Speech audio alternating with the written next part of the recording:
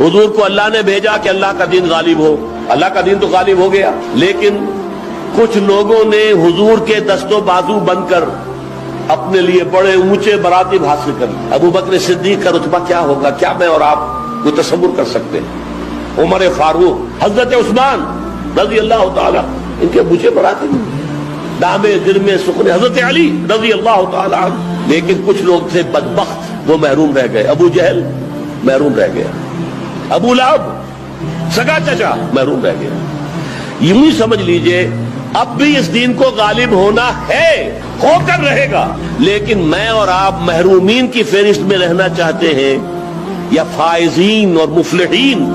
उलाइका हुमुल मुफलिहून, फलाह पाने वाले तो वही होंगे जो इस काम के लिए तन मन धन लगाने का अहद कर ले। मेरी जिंदगी का मकसद तेरे दीन की सरफराजी, मैं इसीलिए मुसलमान, मैं इसीलिए नमाज